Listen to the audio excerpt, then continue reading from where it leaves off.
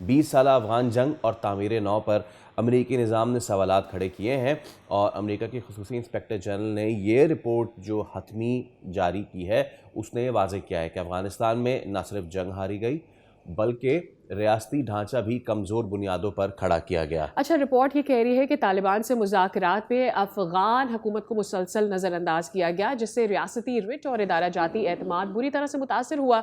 और रिपोर्ट में इनके भी इंकशाफ किया गया है कि साल 2002 से लेकर 21 तक अमरीका ने अफ़गानिस्तान की तामीर नौ के लिए 144 अरब रुपए से ज़ायद मुख्तस किए, जबकि जंगी कार्रवाइयों पर 763 अरब डॉलर्स झोंक दिए गए। इसके बावजूद अफ़गान सिक्योरिटी फोर्सेस जिन पर 90 अरब डॉलर खर्च किए गए गैर मुल्की अफवाज के बगैर खड़ी ना हो सकीं और अमरीकी इनखला के फ़ौरन बाद ताश के पत्तों की तरह बिखर गई।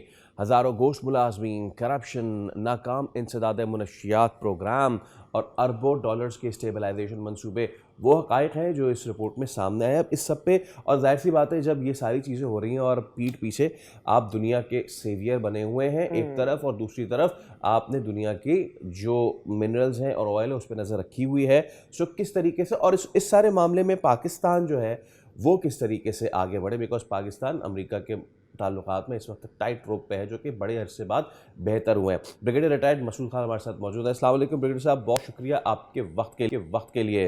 So the first thing first, this report और इट इज़ नो ब्रेनर कि हम ये देखें कि अमेरिका जिस जिस जगह से छोड़ के गया है वहाँ पे दूध की नहरें नहीं बह गईं, वहाँ पे महल्लात तामीर नहीं हो गए, वहाँ तबाही बर्बादी हुई है। इराक़ का हशर देख लें, अफ़गानिस्तान का हशर देख लें और ये रिपोर्ट भी साफ वाज़े करती है कि कुछ नहीं किया अमेरिका ने सिवाय वहाँ पे लूटपाट के और उसके बाद अब ये हालत है कि करप्शन में डूबी हुई है।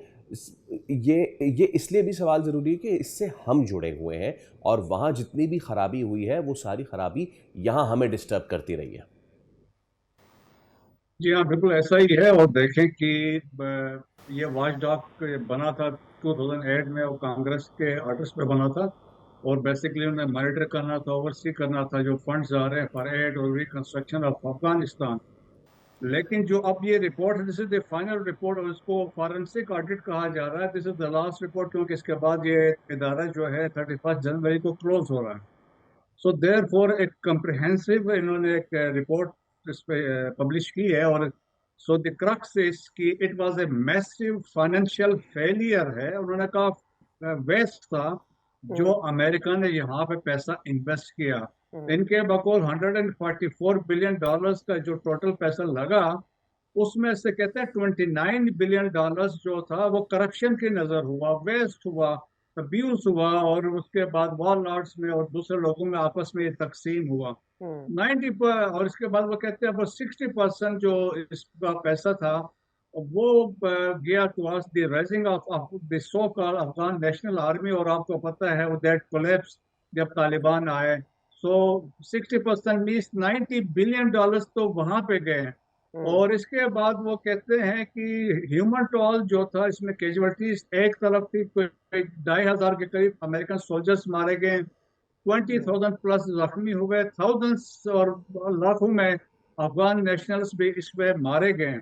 और इसके बाद वो ये भी कहते हैं कि ये अफगान तालिबान रजीम के साथ जो बातचीत हुई और जिसमें अफगान गवर्नमेंट को उन्होंने शामिल ही नहीं किया, जो करजई के अशरफ गनी की हुकूमत थी, दोहा में बातचीत चल रही थी, जलमा खलीलजाद और ये गनी बरादर इनके आपस में बातचीत हो रही थी।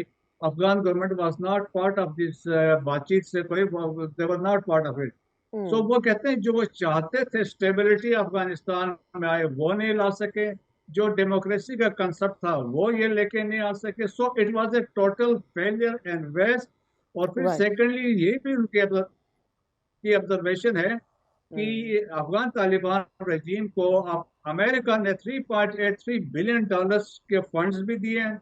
इन addition to this international community और इंटरनेशनल डोनर्स ने 8.1 बिलियन डॉलर्स भी अफगानिस्तान को दिए इन लास्ट 4 इयर्स में। अब सवाल कहता है ये भी पैदा होता है वो पैसे कहाँ पे गया। और कहते हैं अफगान तालिबान रजीम इवन जो फंडिंग जारी थी टुवर्ड्स एनजीओ उसको भी टैक्स कर रहे थे, उससे भी फीस ले रहे थे। सो ओवरऑल आप देख लें कि यही पैसा दहशतगर्दों में तकसीम हुआ।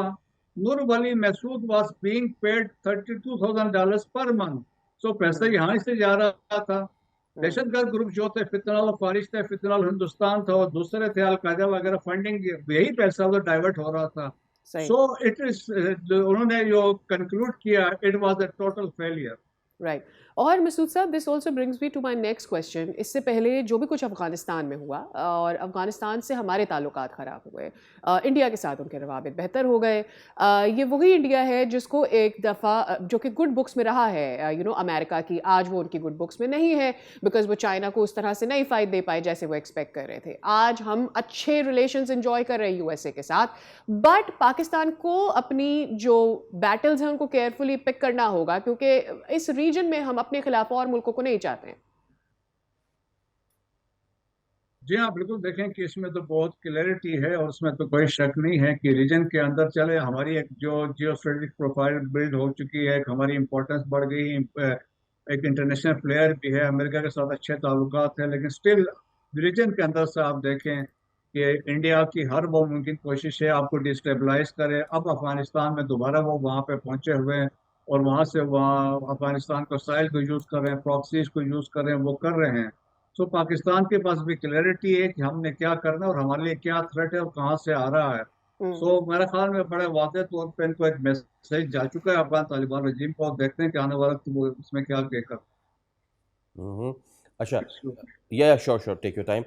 मीनवाइल ब्रिगेडियर साहब, coming back to again this thing, जो कि इस वक्त क्योंकि आपकी नज़र जो है वेनेजुएला वाले मामले पे भी लाजमी है, क्या यूएसए का एक शिफ्ट है, स्ट्रेटेजिक शिफ्ट है from this region to the region? मैंने उनके बहुत सारे जो कल रिपोर्ट्स थी on CNN and other channels, वो उन्होंने एक नया टर्म कॉइन किया है, अमेरिका फर्स्ट, अमेरिका फर्स्ट। एक चैनल तो यहाँ तक कहने पे मजबूर हो गया था कि क्योंकि साउथ अमेरिका के नाम में अमेरिका है तो इसलिए अमेरिका के पास ये राइट है कि वो कुछ भी करे। Well, that's one thing. जब ये शिफ्ट हुआ है, स्ट्रेटेजिक शिफ्ट हुआ है from this region to other, Pakistan इसको डिप्लोमेटिकली इंटरनेशनल फ्रंट पे कैसे देखे? पाकिस्तान की वैल्यू बढ़ी है इस रीजन में, या पाकिस्तान को मज़ीद चौकन्ना रहना चाहिए? बिकॉज अमेरिका क्या चाह रहा है इस रीजन में, ये एक समझने वाली बात है। एक तो इम्पोर्टेंट चीज ये है, हर मुल्क जो है अपना नेशनल इंटरेस्ट देखता है, तो हमने अपना नेशनल इंटरेस्ट प्रोटेक्ट करना है। दैट इज, हमने अपनी सॉवरेनिटी को प्रोटेक्ट करना है, टेरिटोरियल इंटेग्रिटी को प्रोटेक्ट करना है। आपकी देखें कि ये जो ममालिक जो हो रहा है, ये वेनेजुएला में हुआ है या मिडिल ईस्ट में हमने देखा, क्योंकि वहाँ पे फौज वीक थी, गवर्नमेंट ठीक नहीं थे, दैट्स वाई वो तो रेजिस्ट ही नहीं कर सके इवन, तो वो that is one thing. Hmm. Second, Pakistan में कोई चांस नहीं है, पाकिस्तान बहुत पावरफुल है, दुनिया को पता है, और कोई सोच भी नहीं सकता है या पाकिस्तान में कुछ होगा। That is hmm. One thing. हमारी अफवाज पाकिस्तान इतनी मजबूत है और हम देखे एक बहुत कन्वेंशनल फोर्स है जो साबित हमने किया मार के हक में, और फिर एक न्यूक्लियर पावर भी है। अच्छा, राइट। जब बात करते हैं अमेरिका की बात करते हैं, देखिए एक दो कंसेप्ट अभी फ्लोट हुए हैं। एक, अमेरिका कहते हैं कि has gone back to the Monroe doctrine, जिसका हम्म। 1823 में उन्होंने कहा था कि हमारा जो फोकस होना चाहिए वेस्टर्न हेमस्फेयर पे होना चाहिए, hmm. North America, South America, Latin America, ये this is our area responsibility. और यही कंसेप्ट अभी ट्रम्प भी बात कर रहा है, और वो कहते हैं इसके अंदर हम अपनी बातचीत, हमारी डिक्टेशन चले, बाहर से कोई इधर इन्फ्लुएंस ना कर सके। हम्म। वेनेजुएला में यू नो कि चाइनीज इन्फ्लुएंस बहुत ज्यादा है, ऑयल में एब्सोल्युटली, एब्सोल्युटली। मेजॉरिटी जो ऑयल है वो चाइना को जा रहा है, तो अब वो डिक्टेशन वो करवाएंगे। So yes. एक दिस इज वन थिंग, इसमें तो बहुत डिटेल में कहानी डेवलप हो सकती है। राइट। और बहुत। सेकंड, अभी एक कंसेप्ट आया है मल्टीपोलर वर्ल्ड का, जिसका जी। मतलब ये है कि जी अमेरिका वेस्टर्न हेमस्फेयर को लुक आफ्टर करेगा, चाइना अपने मर्जी करे, एशिया के अंदर जो वो मर्जी कर सकता है, अपने पावर को वो एक्सरसाइज कर सकता है। सो इट मीन्स उनको एक इंडिकेशन है कि कल चाइना और ताइवान पर चढ़ दौड़ेगा। हम्म। सिमिलरली रशिया को भी ये मैसेज है, रशिया ने अपनी पावर अपनी एक्सरसाइज तो की है ना, रशियन अमेरिकन डिक्टेशन पे तो वो गए नहीं है। सो अब रशिया अभी ये करेगा, आप देखेंगे अटैक्स में तेजी आएगी, मस्जिद इलाके वो कैप्चर करेगा, ऑलरेडी 20% यूक्रेन वो कैप्चर कर चुका है। सो एक डिवीजन हो गई है वर्ल्ड में, मल्टीपोलर वर्ल्ड की तरफ हम जा चुके हैं। दुनिया में तीन ताकतें हैं, one is America, the other is Russia and China, ये तीन है, ये अपनी डिक्टेशन करवाएंगे और राइट। अकॉर्डिंगली हम दुनिया में डेवलपमेंट इन्हीं कंट्रीज के इर्द गिर्द देख रहे हैं। ठीक है, बहुत शुक्रिया आपका एनालिसिस के लिए मसूद साहब। It was wonderful to have, और इन डेप्थ आपने हमें समझाया कि इस वक्त सूरत हाल क्या चल रही है। सब्सक्राइब करें और बेल दबाएं ताकि कोई खबर रह न जाए।